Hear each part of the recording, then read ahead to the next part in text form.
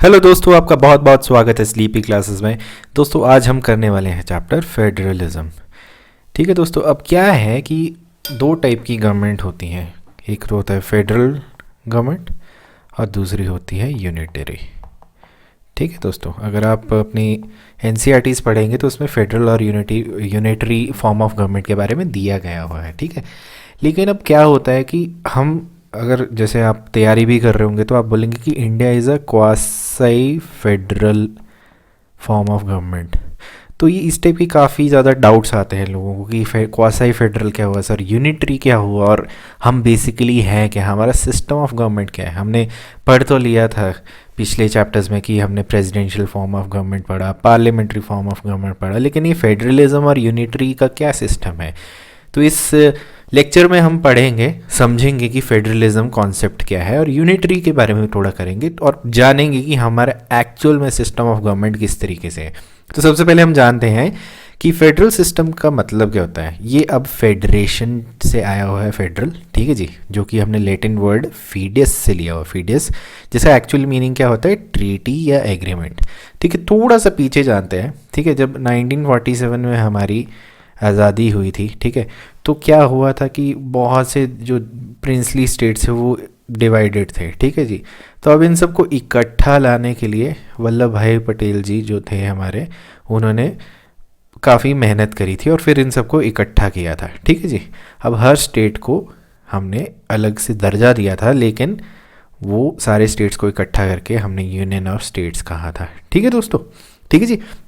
तो फेडरेशन क्या होता है कि एक नया स्टेट होता है पॉलिटिकल सिस्टम में, which is form through a treaty और an agreement between various units. ठीक है जी, अब आपको भी पता होगा कि इंस्ट्रूमेंट ऑफ एक्सेशन क्या हुआ था। ठीक है जी, यू नो इट कि उसमें काफ़ी ज़्यादा स्टेट्स एक्सीड कर गए थे हमारे, जैसे जैसे हैदराबाद आ गया था, या फिर लेटर स्टेजेस पे काफ़ी लेटर 1960s में हमारे गोवा आया था, इस तरीके से। ठीक है जी, तो वो क्या होता है, एक ट्रीटी और एग्रीमेंट के थ्रू हम उनको अपने फेडरेशन में ले लेते हैं। ठीक है, अब यूनिट ऑफ फेडरेशन क्या होता है, ये सिर्फ इंडिया का ही कॉन्सेप्ट नहीं है, लिया तो हमने खैर बाकी बाहर से ही है, लेकिन बाहरले देशों में क्या कहता है इनको, यूएसए में स्टेट्स कहते हैं, स्विट्ज़रलैंड में कैंटन्स कहते हैं। ठीक है जी, और प्रोविंसेस कहते हैं कनाडा में, और रिपब्लिक्स कहते हैं रशिया में। ठीक है जी, मतलब देश कलेक्टिवली आप कह सकते हैं कि देश का नाम रशिया है, लेकिन उसके अंदर के जो पार्ट्स हैं उनको रिपब्लिक्स या फिर कैंटन्स या स्टेट्स कहते हैं। ठीक है जी, जैसे California is a state of USA. ठीक है जी, अब क्या है कि a federation can be formed in two ways, दो तरीके से बन सकता है, या तो इंटीग्रेशन या फिर डिसइंटीग्रेशन। मतलब कि किसी स्टेट या कैंटन या रिपब्लिक को आप जोड़ दीजिए या उसको घटा दीजिए, जोड़ दीजिए या घटा दीजिए। जो पहला केस होता है उसमें जैसे क्या होता है कि in first case a number of military weak और इकोनॉमिकली बैकवर्ड स्टेट जो होता है वो खुद ही आ जाता है आगे कि जी मैं कमज़ोर हूँ, मुझे आप अपने अंदर ले लीजिए, ठीक है, इंक्लूड कर लीजिए। या फिर ये एक पहला केस है। दूसरा केस क्या है कि एक बड़ा यूनिटरी स्टेट जो है वो फेडरेशन में बदल दिया जाता है by granting autonomy to the provinces. ठीक है जी, जैसे कि कनाडा हो गया। ठीक है, अब तो क्या है कि द यूएस जो है वो सबसे पहला और ओल्डेस्ट फेडरेशन है, तो ये एक पॉइंट है।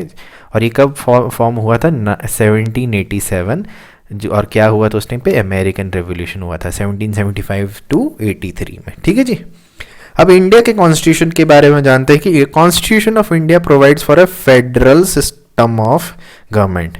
ठीक है दोस्तों, तो इंडिया का जो कॉन्स्टिट्यूशन है वो फेडरल सिस्टम ऑफ गवर्नमेंट को अलाउ करता है। तो फ्रेमर्स ने क्यों इसको किया था, अडॉप्ट क्यों किया था, इसके दो रीज़न थे। पहला रीज़न था कि हमारे कंट्री का बहुत बड़ा लार्ज साइज़ है, आपको पता है कश्मीर टू कन्याकुमारी देखा जाए बहुत बड़ा है, वेरी ह्यूज। ठीक है जी, और उसके जो सोशल कल्चर डाइवर्सिटी भी बहुत ज़्यादा थी। कहीं पे पंजाबी हैं, कहीं पे महाराष्ट्रन हैं, कहीं पे केरलाइट्स हैं, तमिलियंस हैं, राइट। तो काफ़ी ज़्यादा इसमें सोशल कल्चर डाइवर्सिटी भी थी। तो इसलिए इन्होंने रियलाइज़ किया कि federal system not only ensures the efficient governance of the country but also reconciles national unity. ठीक है जी, मतलब कि आपका एक तो गवर्नेंस जो है वो प्रॉपरली होगी, एडमिनिस्ट्रेशन प्रॉपरली होगा, और दूसरा क्या है कि नेशनल यूनिटी भी ठीक रहेगी। लेकिन जो टर्म फेडरेशन है वो कॉन्स्टिट्यूशन में यूज़ ही नहीं हुआ है, but this is not there in our constitution. मतलब हमने वैसे कहा है कि हम एक फेडरल कंट्री हैं या क्वासी फेडरल कंट्री हैं, लेकिन फेडरेशन जो है वो कॉन्स्टिट्यूशन में है ही नहीं। इंस्टेड क्या है कि आर्टिकल 1 में क्या इंडिया को डिस्क्राइब किया हुआ है as a union of states, मतलब कि यूनियन ऑफ स्टेट्स बोला गया है। हमने जब किया था प्रियम्बल तो उसमें भी यही कहा गया था कि India is a union of states. ठीक है जी। और अम्बेडकर जी ने क्या कहा था कि यूनियन ऑफ स्टेट्स उन्हीं ने दिया हुआ था। ठीक है जी। वो क्यों? वो इसलिए दिया था कि Indian federation is not the result of an agreement among the states like American federation. ठीक है जी। इंडियन फेडरेशन जो है वो अमेरिकन फेडरेशन की तरह नहीं है। ठीक है जी। और जो स्टेट्स हैं they have no right to secede from the federation, मतलब कि वो अलग नहीं हो सकते। ठीक है जी। वो आ सकते हैं लेकिन अलग नहीं हो सकते। इसमें यही प्रोविज़न है कि कोई स्टेट चाहता है to come into India तो मोस्ट वेलकम, लेकिन अगर एक बार आ गया तो अलग नहीं हो पाएगा। ठीक है दोस्तों। और जो इंडियन फेडरल सिस्टम है वो किस कौन से मॉडल पे बेस्ड है? वो कैनेडियन मॉडल पे बेस्ड है, अमेरिकन मॉडल पे बेस्ड नहीं है। ठीक है जी। और कैनेडियन मॉडल जो है वो फंडामेंटली अमेरिकन मॉडल से किस तरीके से डिफरेंट है कि उसमें स्ट्रॉन्ग सेंटर है। ठीक है दोस्तों। तो ये जो चीज़ें आप अभी समझ रहे हैं, सुन रहे हैं, इससे आपके काफ़ी क्यूज़ निकल के आएंगे कि कई बार स्टेटमेंट दे दी होती है क्वेश्चन में कि our system of constitution goes for a strong centre. ये वाली चीज़ कहाँ से उठाई हुई है? तो ये it comes from the Canadian federation. ठीक है जी। और इंडियन फेडरेशन जो है वो कैनेडियन फेडरेशन को कैसे रिजेंबल करता है इन इट्स फॉर्मेशन, मतलब कि जिस हिसाब से वो डिसइंटीग्रेशन होती है, in its preference to the term union. ठीक है जी। जो हमने यूनियन ऑफ स्टेट्स कहा है, ठीक है जी, कैनेडियन फेडरेशन को भी यूनियन ही कहा गया है। और इन सेंट्रलाइजिंग टेंडेंसी, मतलब कि wasting more powers in the centre. ठीक है जी। मतलब कि सेंटर जो है वो ज़्यादा पावरफुल है। तो ये हमने कहाँ से उठाया है? कैनेडियन फेडरेशन से। ठीक है दोस्तों। अब आते हैं, ये थोड़े से डिफरेंसेस पढ़ लेते हैं हम इसमें ना।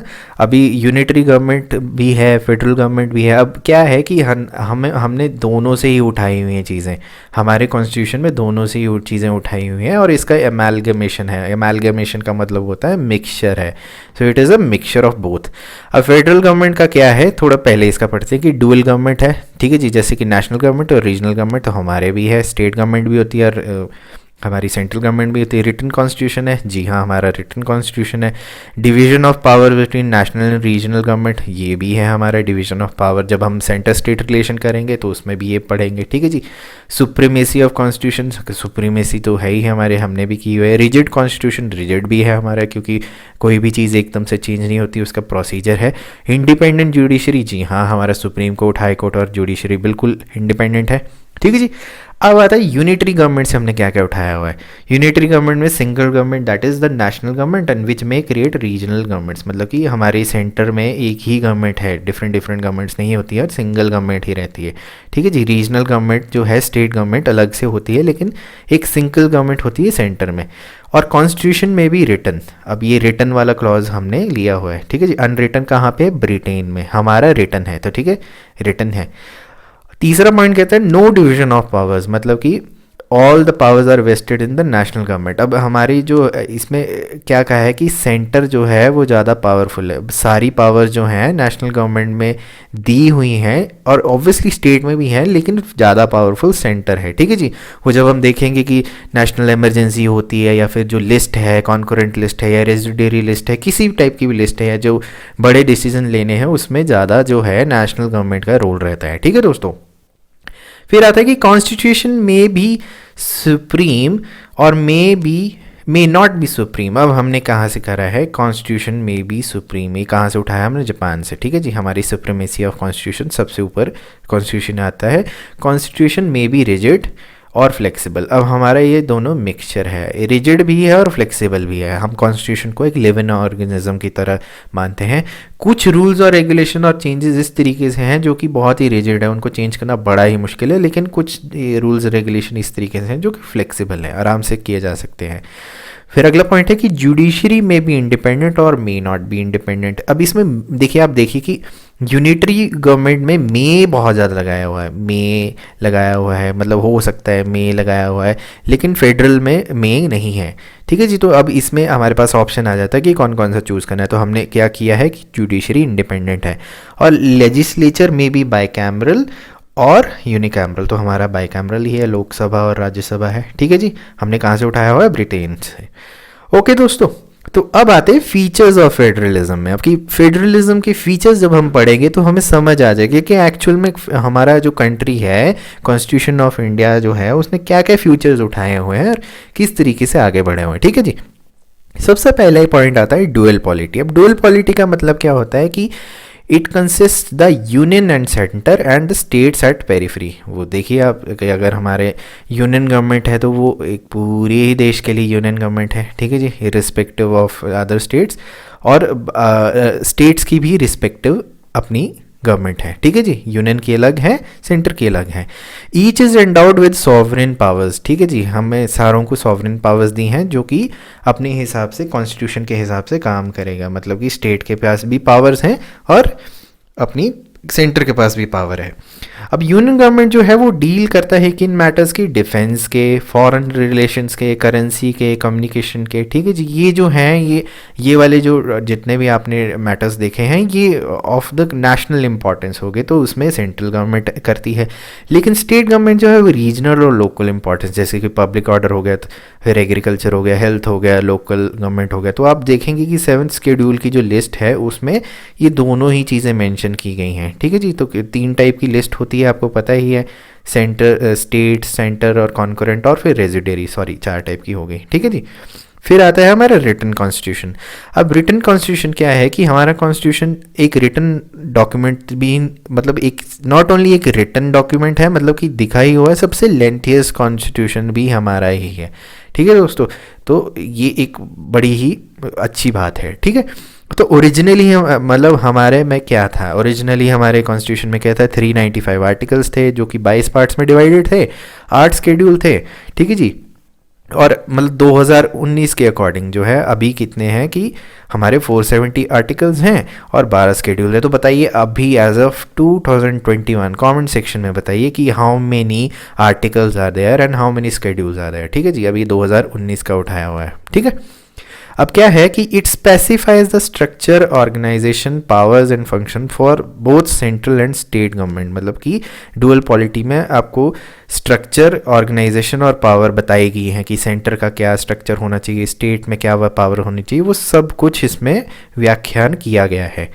तीसरा पॉइंट आता है डिवीजन ऑफ पावर। ठीक है जी, अब डिवीजन ऑफ पावर्स में हमने देखी, ऊपर बात करी, 7th शेड्यूल में यूनियन लिस्ट होती है, स्टेट लिस्ट होती है, कॉन्करेंट लिस्ट होती है और रेजिडुअरी सब्जेक्ट्स भी होते हैं। ठीक है जी, तो both states and centre can make laws on subject on concurrent list. Concurrent का मतलब बेसिकली क्या होता है कि कॉमन इंटरेस्ट। ठीक है जी, जैसे आईटी हो गया, क्योंकि ये बाद में बनी थी कि उस टाइम पे तो हमारी यूनियन स्टेट होती थी, लेकिन कॉन्करेंट जो बाद में बनती गई और इसमें एड ऑन भी होता रहता है। ठीक है, और जो रेजिड्यूरी सब्जेक्ट्स हैं वो मेंशन नहीं है इनमें से 3 लिस्ट के, तो वो किसको दिया गया है? वो दिया गया है सेंटर को। तो रेजिड्यूरी पे किसका हक है? सेंटर को। ठीक है जी, अगला पॉइंट आता है सुप्रीमेसी ऑफ कॉन्स्टिट्यूशन। अब सुप्रीमेसी ऑफ कॉन्स्टिट्यूशन का क्या मतलब है कि कॉन्स्टिट्यूशन जो है वो सुप्रीम है, प्रधान है। ठीक है जी, और highest of the law of the land है। हमारे कंट्री में ना प्राइम मिनिस्टर सबसे बड़ा, ना प्रेसिडेंट सबसे बड़ा, ना कोई धर्म गुरु बड़ा, ना कोई धर्म बड़ा, ना कोई रिलीजन बड़ा, ना कोई रीजन बड़ा। हमारा सारा सब में से बड़ा क्या है? कॉन्स्टिट्यूशन।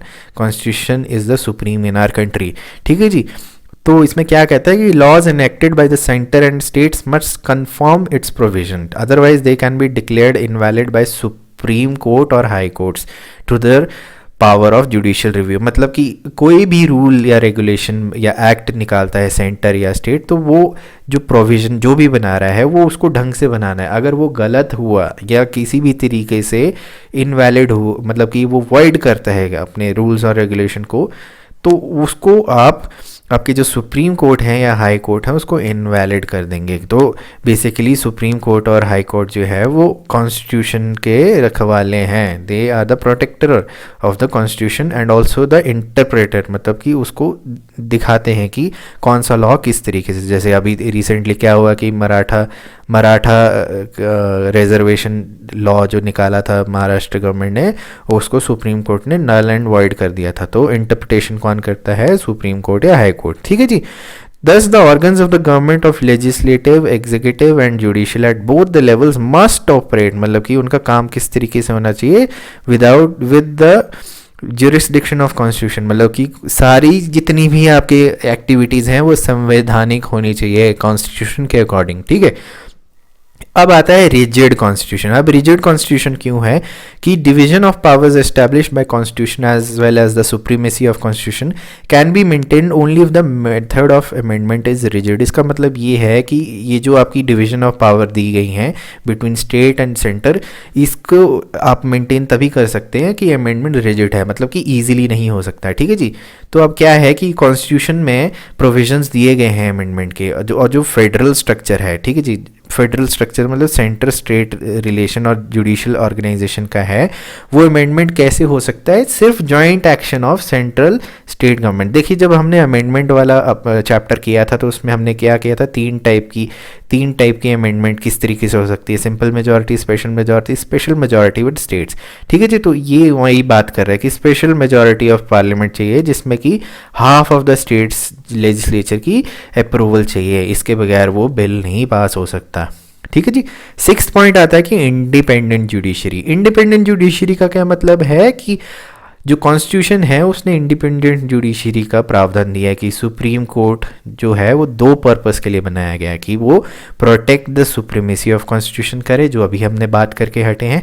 दूसरा ये है कि settle the dispute with in centre and state. कि सपोज आंध्र प्रदेश और केरला या फिर तमिलनाडु के बीच में कोई ऐसा कॉन्फ्लिक्ट चल रहा है, वैसे आपको पता चल गया होगा किस कॉन्फ्लिक्ट की बात करें, और इन 3 स्टेट्स के बीच में कॉन्फ्लिक्ट चल रहा है, तो ऑब्वियसली अब ये हाई कोर्ट तो बोलेगा कि इसका है, ये हाई कोर्ट बोलेगा तो इसका है। तो जब भी आपके सेंटर स्टेट रिलेशन के कोई भी पंगे होंगे उसमें आपका सुप्रीम कोर्ट ही है जो सेटल करेगा dispute with in centre and states और बिटवीन द स्टेट्स। ठीक है जी। अब constitution contains various measures like security of tenures. अब देखिए जी, ये आपने जो ये पॉइंट पढ़ा है इंडिपेंडेंट ऑफ जुडिशरी, इसमें इसको अच्छे से मेंटेन करने के लिए मेजर्स क्या उठाए गए हैं? देखिए, इनकी सिक्योरिटी जो होती है, सिक्योरिटी का मतलब है कि प्रावधान दिए हुए हैं इस तरीके से कि इंडिपेंडेंट ऑफ जुडिशरी रहे। तो वो कैसे करी हुई है? टेन्योर ऑफ जज जो है वो फिक्स्ड है। ठीक है जी। फिक्स सर्विस कंडीशन है कि ऐसे होना चाहिए, और जो आपकी रिमूवल प्रोसेस है जुडिशरी का वो भी इजी नहीं है, मतलब कि उसमें इम्पीचमेंट प्रोसेस होता है और बहुत ही ज़्यादा हेक्टिक होता है। मतलब आप हर किसी को नहीं रिमूव कर सकते, रिस्पेक्टिव हाई कोर्ट या फिर सुप्रीम कोर्ट के जजेस को। ठीक है जी। अब आता है बाइकैमरलिज्म।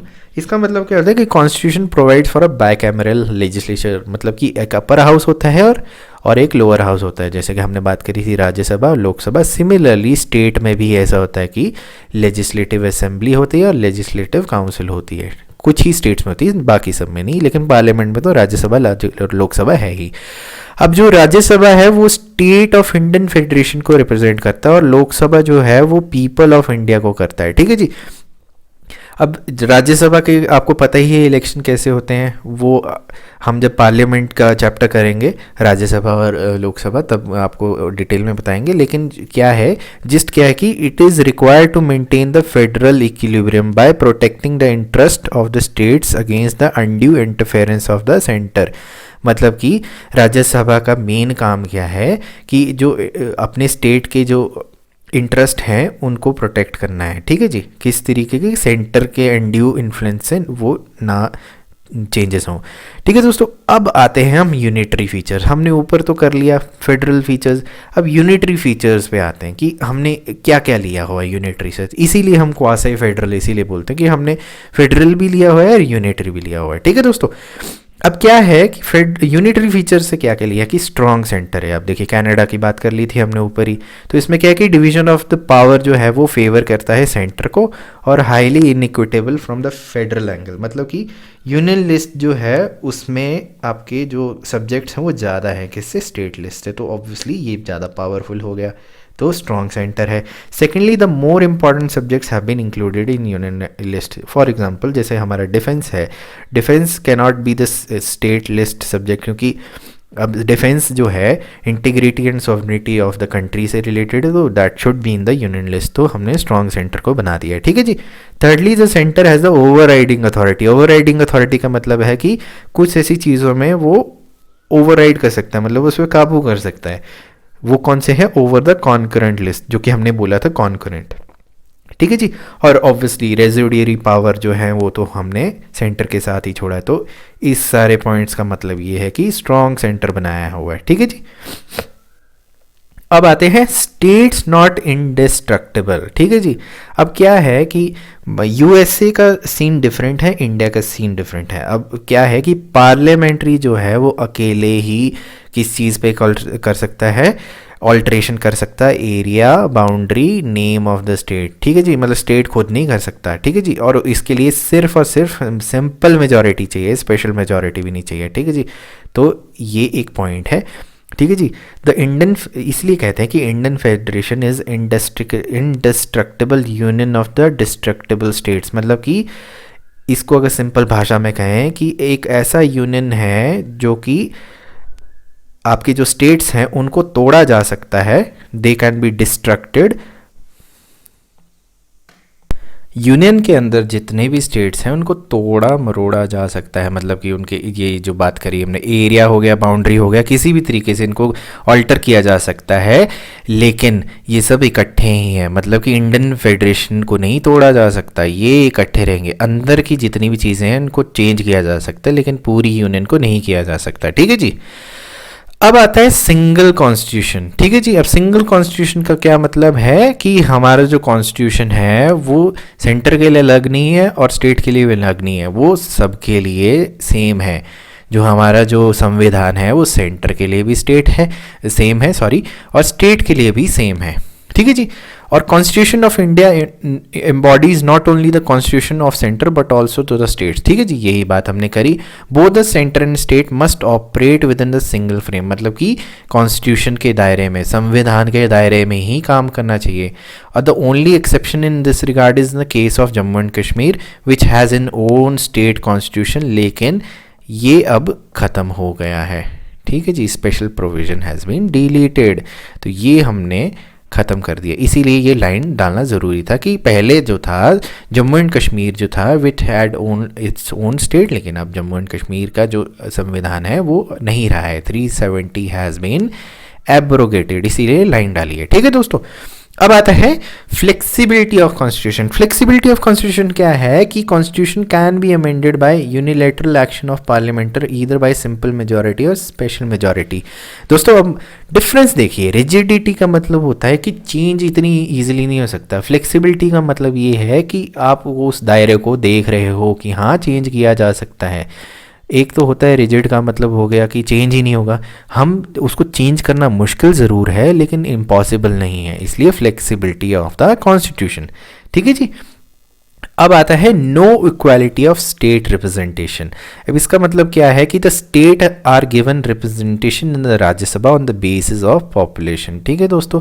अब यूजुअली क्या होता है कि यूएसए में, अब यहाँ पे देखिए जैसे कि यूएसए जो है उसमें principle of equality of representation of state दिया है, मतलब कि American senate has 100 members, 2 from each state. हमारे में ऐसा नहीं है, राज्यसभा की जो आपकी है वो पॉपुलेशन के हिसाब से, तो कहीं पे 1 हो सकता है, कहीं पे 31 हो जाता है, that is all dependent on the population, not rather than equal, मतलब कि जैसे यहाँ पे किया कि 2 हर स्टेट से आएंगे। ठीक है दोस्तों। अब आते हैं इमरजेंसी प्रोविज़न। अब हमारे इमरजेंसी प्रोविज़न क्या है, 3 टाइप की इमरजेंसी है, national, state, financial. Comment section में बताइए हमें कि हमारे फाइनेंशियल इमरजेंसी कब लगी थी, कौन से ईयर में। ठीक है जी। अब क्या है, जब भी इमरजेंसी डिक्लेयर होती है तो सेंट्रल गवर्नमेंट जो है वो पावरफुल बन जाती है और स्टेट जो है वो टोटल कंट्रोल में आ जाते हैं, किसके, सेंटर में। ये चीज़ है। ठीक है जी। जब हम इमरजेंसी के चैप्टर्स करेंगे तब इसके बारे में विस्तार से जानेंगे। ठीक है दोस्तों। तो आप देख सकते हैं कि हमारे धीरे धीरे चैप्टर्स चल रहे हैं, हमें पिछला भी रिवाइज होता रहता है और अगले के लिए भी मार्गदर्शन मिलता है कि हमने आगे क्या क्या पढ़ना है। जैसे पार्लियामेंट पढ़ना है, फिर इमरजेंसी पढ़नी है। ठीक है जी। अगला पॉइंट क्या कहता है, it converts the federal structure into unitary one without formal amendment of the constitution. ये देखिए, ये ब्यूटीफुल पार्ट हो गया कि जैसे ही इमरजेंसी होगी तो हमारा फेडरल स्ट्रक्चर जो है वो एकदम से यूनिटरी स्ट्रक्चर पे बन जाएगा। ठीक है जी।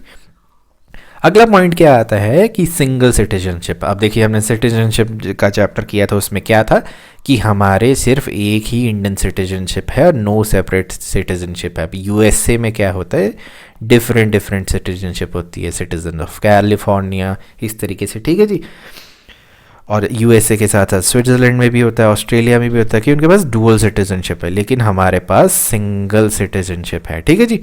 अब आते हैं इंटीग्रेटेड जुडिशरी। इंटीग्रेटेड जुडिशरी का क्या मतलब है कि सुप्रीम कोर्ट जो है वो सबसे टॉप पे है, हाई कोर्ट उसके नीचे है, मतलब एक हायरार्की है। ठीक है जी। नीचे से उठते हुए ऊपर आते हैं और ये पूरा सुप्रीम कोर्ट जो है सबसे ऊपर है। ठीक है जी।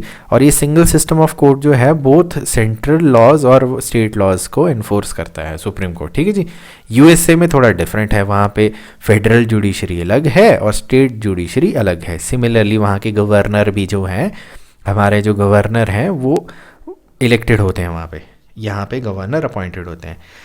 हमारा जो सिस्टम है ऑल इंडिया सर्विसेज, यूएसए में क्या होता है, फेडरल गवर्नमेंट होती है और स्टेट गवर्नमेंट होती है और उनके अलग अलग से पब्लिक सर्वेंट होते हैं। हमारा क्या है, ऑल इंडिया सर्विसेज है, मतलब आईएएस, आईपीएस, आईएफएस, और इन्हीं को ही हम कहाँ पे भेजते हैं, स्टेट में।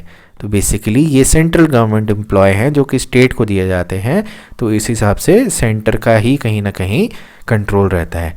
The members of these services are recruited and trained by center which also possesses ultimate control over them। ठीक है जी। तो इसलिए ये फेडरलिज्म का जो कॉन्सेप्ट है वो भी वायलेट करते हैं। अब आते हैं इंटीग्रेटेड ऑडिट मशीनरी।